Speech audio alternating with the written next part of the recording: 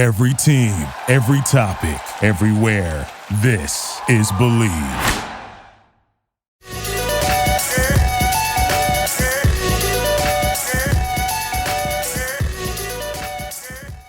Simon, how you doing today, bud?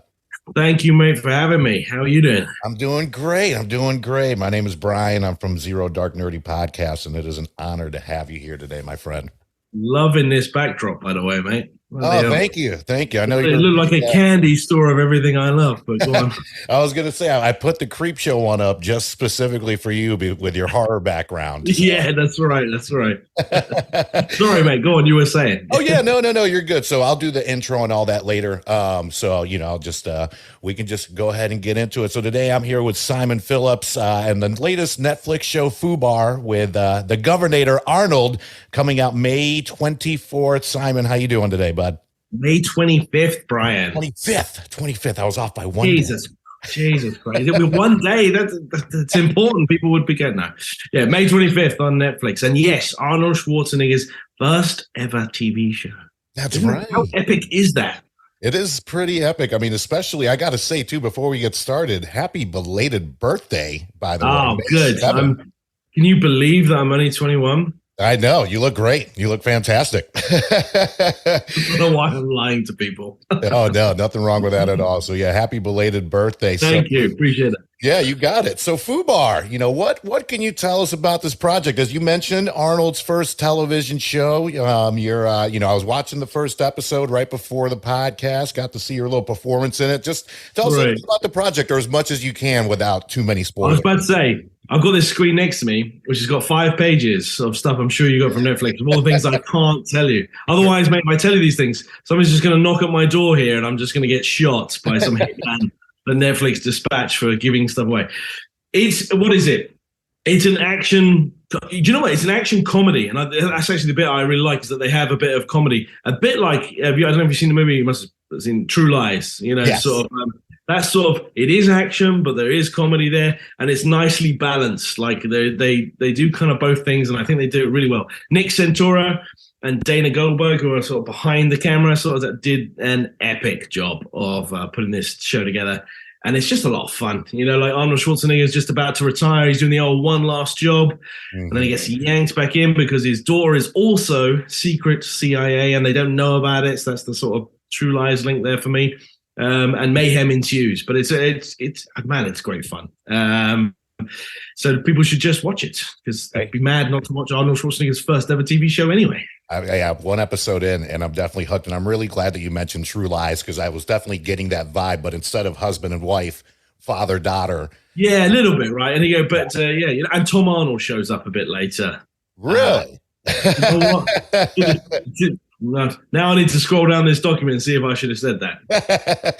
It's all good. So I was reading something, and I'd love to know if it was true. For your character, you're supposed to speak many languages, and you're speaking German to Arnold. And I guess off camera, he was speaking to you in German because you did such a good job. He actually thought you were fluent just in one of these. I said hello to him in the morning and stuff like that. But we talked. Before that, we'd Zoom rehearsed, right? So we never met each other, but we had the Zoom calls, and which was epic anyway. I was like on Zoom with Arnold Schwarzenegger. It was amazing.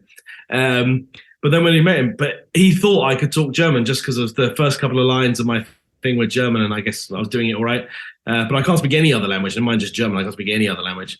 And he just started saying something in German. And to this day, Brian, I have no idea what that was. It could have been, he could have been saying, Simon, you're a terrible actor. You should give it up. I highly doubt he said that. But yeah, I saw that little tidbit, and I thought that was pretty funny. I mean, you obviously did a good job. It was believable on my end. I was like, wow, that's a really great, German accent there he's got going on. So when I saw that.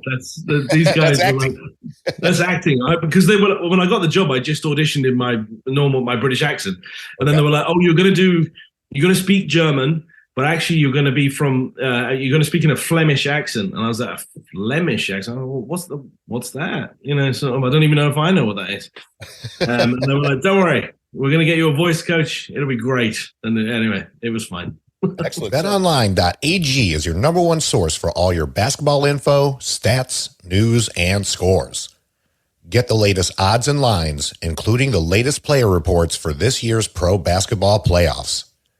BetOnline is your sports information headquarters this season as we have you covered for all your sports wagering needs. Basketball, MLB, NHL hockey, right to UFC and boxing. BetOnline is the fastest and easiest way to get your betting info, including live betting options and your favorite casino, as well as card games that you can play right from your home. Head to the website today or use your mobile device to get in on the action. Be sure to use our promo code BELIEVE, that is BLEAV, to receive your 50% welcome bonus on your first deposit. BetOnline, where the game starts.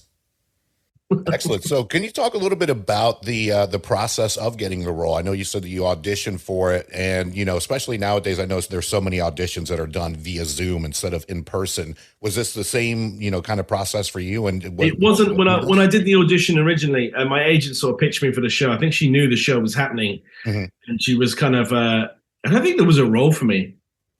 She just was like saying, I think she just talked to the casting director saying, "Hey, you should see this guy. You should see Simon.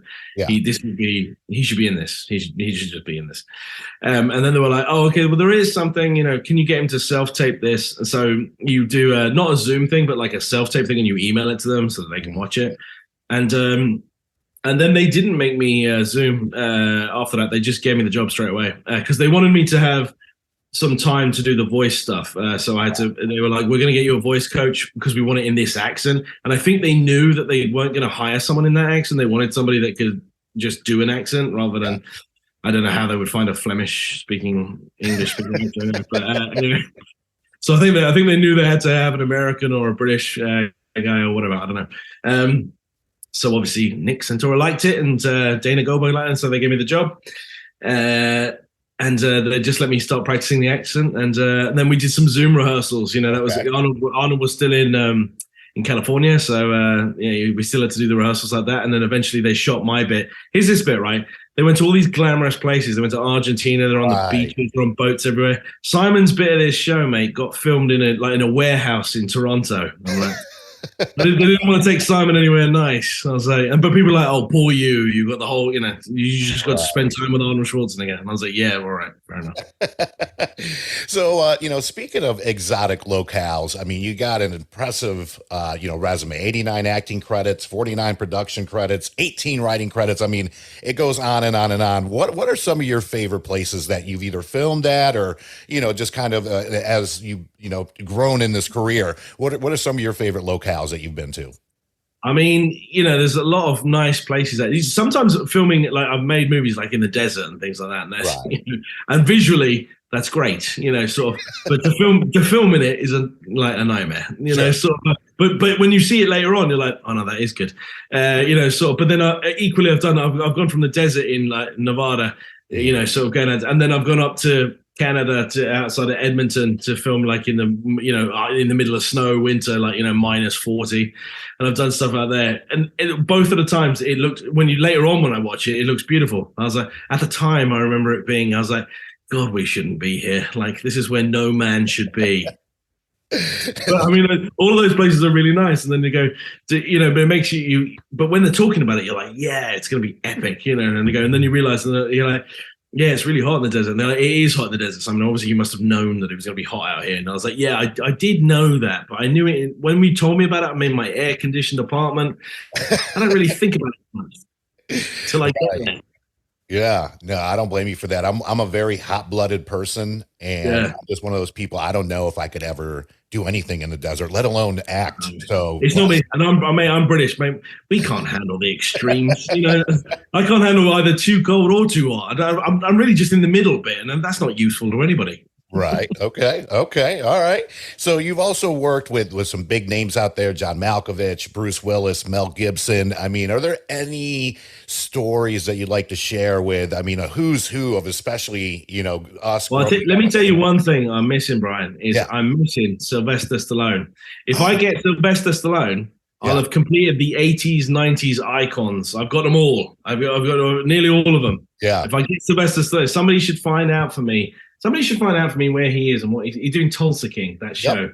I need to get on that. Somebody, or Netflix should set me up on whatever he's next doing. There you go. They're going to be like, Netflix is like, hey guys, hold up. Simon wants to do something with it. Let's make that happen. We're You gonna don't get care about that at all.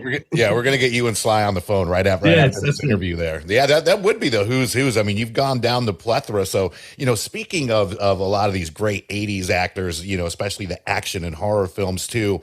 What are just some of your favorites, growing up as a kid that just really inspired you to, maybe become an actor and a director, writer? Again, so many things that you're knocking off the list here in Hollywood.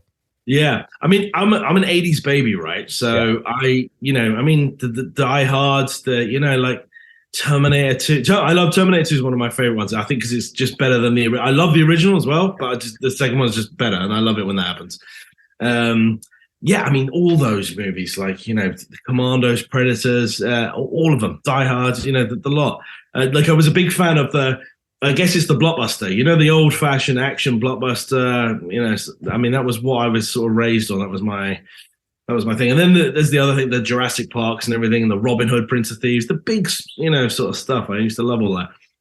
I don't know if ever when I was growing up, and even when I was thinking about being an actor, because being an actor in London is a bit different than being an actor anywhere else. Because in London, or in England rather, they train you to be an actor for theatre. So you're always thinking about theatre. My job was actually like Shakespeare and theatre. It's very different from the movies. So even when I was embarking on being an actor, I don't think I ever thought that I was going to one day be in movies with these guys and just share the screen with them. This is what I'm always hoping, Brian, is that I stand next to these guys, by the way, and that some of their magic just sort of falls off of them and onto me somehow. And I don't know, somehow I absorb a bit of their X factor or whatever it is they have that made them superstars. But then here's the thing as well about these guys: they're not making any more of them, right? There's no new Arnold Schwarzenegger, there's no new Bruce Willis. They're sort of like they just were one time, one place, and that was and those guys have been growing older and still working. Yeah. And let me tell you, Schwarzenegger is like 74. That guy's got time and energy for everybody. I think he's epic. I hope I'm 74. I think I'm going to be like, oh no, to hell with that. But he's just got such good positivity, but then that's how he became everything he became, so he just manifested it with just laser focus, so these guys are epic. So great. That's so great. So, speaking of which, you've been the creative director for some of my favorite series, as far as like United Nations of Horror, United States of Horror. Yeah. Do you picture yourself maybe doing the same thing, but for action films? Oh man, wouldn't that be epic? Yes. Wouldn't that be absolutely? That's a very good idea. Now I'm going to have to cut you in on that idea because I'm not going to be able to claim I didn't think of it myself. Damn it. Brian was recording when he said that. That's an excellent idea, though. Yeah, I like all those things. I mean, look, man, I'm a movie fan. I love going to watch movies. I love going. This is maybe this appeals to you a little bit on some level. I love going to see movies sometimes, even when I know they're not going to be that good. Right. Like I look at it and I go, I know that this isn't going to be great. I'm not going to name movies because I don't do that. Right. But I was like, I know that it isn't going to be good, but I'm going to enjoy it for just exactly what it is. And that's I get kind of joy out of that. Actually, I'm going to tell you one movie, M. Night Shyamalan's Cabin in the Woods. That most recent one. I went there, and I was thinking, I know that this isn't going to be very good, but I still will enjoy it immensely. And I did, even though I knew it was flawed a little bit. I knew that there was some big narrative flaws in it, sort of, probably because that happens sometimes. But I still loved it, because I'm just a movie fan. I was like, well, I enjoyed the process anyway. It's fine. I think if you can sit down and enjoy Fast and the Furious, you can suspend disbelief. Don't worry about it. So it doesn't matter, don't stress about it. Right. No, I couldn't agree more. I mean, to me, I grew up in a family that just loves going to the movies, and it's something. I have a 21-year-old daughter, and her and I enjoy going to the movies. She's a film and English major, so I just can't imagine not going to a movie theater anymore. It was scary, obviously, during the pandemic. Things are closing down. Yeah. Oh, our movie's going to make it, and this, that, and the other. So I'm glad to see that the movie theaters are still thriving, at least for the most part. I think so. And people were talking about, I don't know if the cinemas are going to make it. I don't know, man. Maybe it's because I love movies like yourself. Maybe it is a bit of a skew, but I think there are a lot of people out there that love movies, and there's nothing like going to a theater. It's not the same as watching it at home. I don't care what people say. I know, but I know in the pandemic we had to do that a lot. Right. But there's nothing like seeing in a theater, and there's nothing like that sort of escapism, Exactly. And I don't know, the more depressing the world is out there, the more I think people need that sometimes. I could not agree more. We're here, Simon. We're here. Yeah, yeah, we're on the same page with that. I'm not worried about it because I think it's going to make it.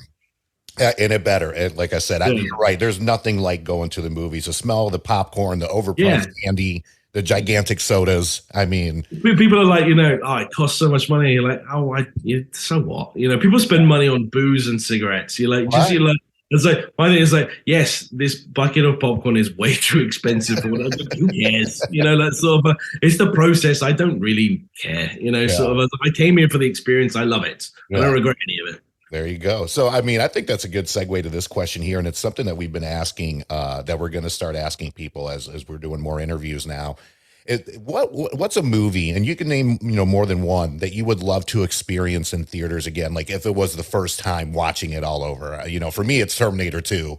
Just that buzz, with my dad watching one of the greatest sequels of all time. But are there any particular films that you could kind of recapture that moment of? I've had it. I've had this a couple of times, right? So I've gone to see Jurassic Park again. The things I've gone to see Back to the Future again, and I've gone to see Die Hard again when they get re-released. Sunday, something like that somewhere. Right. And theater. And number one, the audience is great for it because the audience are all. Definitely everybody in the movie theater has already seen the movie. Sort of it's one of those weird things. But they're so much more interactive with it, particularly on a good one like Jurassic Park. People are still quiet and stuff like that. But on like Back to the Future, people are going nuts. Oh yeah, and it's great. I love that stuff. I'm going to say something really boring, but I would love to see Robin Hood, Prince of Thieves, the Kevin Costner one again. It's just a boy. When I was growing up, I wanted to be Robin Hood. So it's that one, or Superman 2 is another epic one. The Christopher Reeve one. Those are movies I think that should get a little bit of another crack at the whip a little bit. Love it, Simon. Great answers right there. Especially, I think Robin Hood, the Kevin Costner one, is one of the more underrated ones of the 90s. It is. It doesn't get it's because people are like, oh, Kevin Costner didn't have a very good British accent. You're like, oh, shut up. I honestly, I thought it was great. And they go, you thought his accent was great? I was like, not his accent, but I thought he was great as Robin Hood. I just bought it. I don't know what to tell you. So I loved it. So as an actor, do you have a certain process, like before the director says action? Do you have any superstitions, any music that kind of pumps you up? Like what's something that gets you ready to go for the moment that you're ready to start shooting? I'm a big fan, I'll be honest, of improvising, right? So I find that they're able to get a bit more out of me, for them, if I improvise a little bit. So I kind of like that. So usually I talk to the director beforehand and kind of ask him, and sometimes they're like, no, don't do that. Do you say all the lines, but sometimes they let you do it. Mm. And sometimes they're very good with you, sort of on that sort of thing, because they like it, when you do that. And obviously they don't like it, then you just cut it out, But I usually do it at the beginning or the end of the scene. So if they don't like it, they can just cut, so it doesn't matter. But one of the things you got to do is you got to relax. People are like people are very nervous about doing stuff. And it's very easy to be nervous when you're looking at Bruce Willis or Arnold Schwarzenegger or any of these guys, and you're like, man, I'm doing scenes with Arnold Schwarzenegger. It's amazing. Yeah. And it's very easy to get inside your head. But really, if you try and talk to them and you're just talking like you and I are talking, and you talk about something, it doesn't really matter what it is. You get a kind of certain relaxing sort of vibe. You kind of figure out whether, if you sit talking to anybody for about 2 or 3 minutes, you kind of get a vibe from them, right. And then you're in tune and you can have a chat with anybody like that. And I find that helps. I don't have any sort of superstitions on those things. I like to keep these things sort of breezy and, not take it too seriously. Because if you don't take it too seriously, I find you get very good work. Right. People go, you have to take it seriously. And you're like, you do, but you're like, if you take it too seriously, you get in your own head and you start overthinking what you're doing, and you're like, just, be natural, just be yourself. Honestly, the camera can kind of see when you're thinking too much. So just be yourself, don't worry about it. That's a good point. I'm gonna definitely have to pass that advice on to my daughter. She starts to pursue her film career. Speaking of projects, any projects you have coming up that you're able to speak to, again, without getting in trouble or any spoilers? Not getting this like Netflix trouble, right? Without the Netflix knocking on your door. Yes, it's actually my next job is that. Yeah, am I gonna? Will I say this? Yeah. Right. I'm gonna say one thing now. I am in for Netflix coming up after this TV show. I'm in The Witcher season 3, which is another big exciting one. I can tell you absolutely zero about that show, by the way. These guys are like, I've got 5 pages of stuff I can't say just about FUBAR. Yeah. I can tell you nothing about. I don't even know. I can't say anything other than I'm in it. I'm just, and even then, somebody's probably about to knock my door and slit my throat. That's, by the way, how I'll know what I'm being killed for. If it's a gun, I know it was FUBAR. And if somebody slices my throat with a dagger, I know it was Witcher. Yeah. I'm doing a movie right now that we just wrapped on called The Influencer. And the first, it's a sequel. So the original movie is out right now on Amazon Prime. And the second in America and in England, it'll be out on June 5th. And it's called The Influencer. So it's like a horror movie about a psychopath that makes a cheerleader jump through social media hoops for it's like a social media horror. It's very cool, and we just did another one. So people seem to like it, Brian. So we've done another one. So I'm encouraging people to watch the first one now. Definitely. So where can we find the first one, and then when is the second one supposed to come out? Right. So the first one is out right now on Amazon Prime, I believe, on iTunes and Google Store and all those places. And the second one will probably be out in Halloween this year, so October later this year, called The Influencer Clickbait is the name of the second one. So go check that out, or follow me and check it out. I'm on Instagram. I'm Simon Phillips Actor. That's how you find me. Okay, I will definitely have to put that on there. And then speaking of Halloween, what are some of your favorite horror movies? I mean, it's a genre you've been in. You got some roles out there. Again, I want to mention you've done the United States, the United Nations, United Kingdom of horror. So what are some of your favorite horror franchises? I mean, I'm a big sucker for the, Halloweens of the world and stuff like that. Like people get annoyed with Halloween depending on which movie they're watching. But I mean, I'm a big fan of, Scream, sort of all the modern ones as well, sort of. So, and I'm a bit like Dracula driven as well, sort of. So I like those zombie, vampire stuff, anything, Dawn of the Dead, Day of the Dead, all that sort of stuff is good for me. That sort of horror that is going to go things. I'm not into what I would say is the gore horror. So like the Hostel, although I really did like Saw, because I felt Saw was more in your head. Yeah. It was anything. But then Hostel was just like torture porn, and I was like, it was a bit much for me. I couldn't watch. I'm a little squeamish, so I like a bit of it, but I don't like a lot of it. Sort of like someone's eyeball out. Sort of. It's a bit too much for me. Love it. Well, I'll be sure to reach out so we can connect with Netflix on the United Nations of Action, so we can team that. Netflix really need to give me more work. There it is. So you heard it here first. And I'm so ungrateful. I'm in FUBAR and Witcher, and I'm still going. Hey, you want the work? I love the work ethic. You want to work. You want to do more stuff. So I mean, more people need to take that lead, because you're right. I mean, I feel in just about anything there's too much laziness out there. And the one thing that I pride telling my daughter at is, you got to go out there and you got to get it. It's not just going to come to you. You can't wait for the phone to ring. You need to go out there and do it. Honestly, mate, I fear for children these days, they're sort of entitled, like the world owes them something. Like, oh man, the world owes you nothing. You got to go and get it, and you can take it, like sort of, if you've got the right, and the world will let you have it. If you go and get it, you'll be surprised at how many people will help you get it. I was like, but you can't sit and go, well, I mean, I tried. And you're like, man, nobody's interested in you trying. Just go out and get it. You just got to keep trying. One thing I always tell people is, the worst thing that can happen is that the other party says no. And that's, just a temporary roadblock. Just got to keep. And listen, mate, if you're going to be an actor at all, it's like, you get used to the word no. I mean, I've been up for some huge movies, and the last minute you get, sorry, they cast someone else. If you don't want to do that, I mean, just don't get involved. But then every now and then you get a big yes, and you're sitting across from Arnold Schwarzenegger, and you're like, man, life's good, but it's not always going to be yes. Everybody gets told no.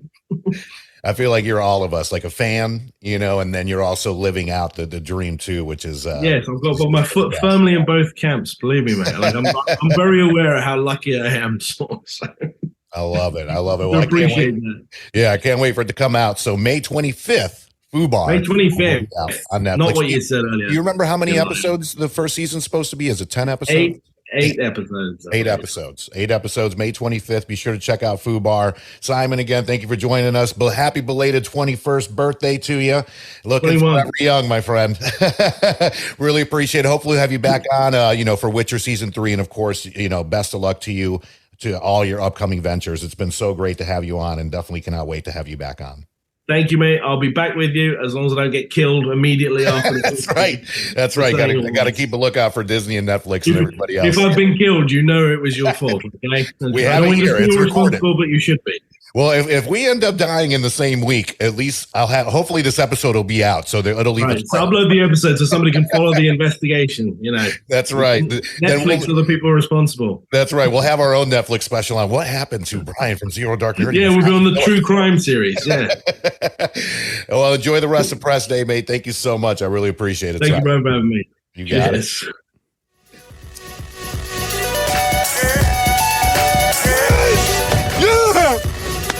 Victory!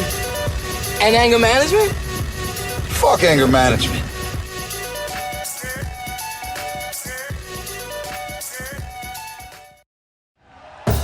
Thank you for listening to Believe. You can show support to your host by subscribing to the show and giving us a 5-star rating on your preferred platform. Check us out at Believe.com and search for BLEAV on YouTube.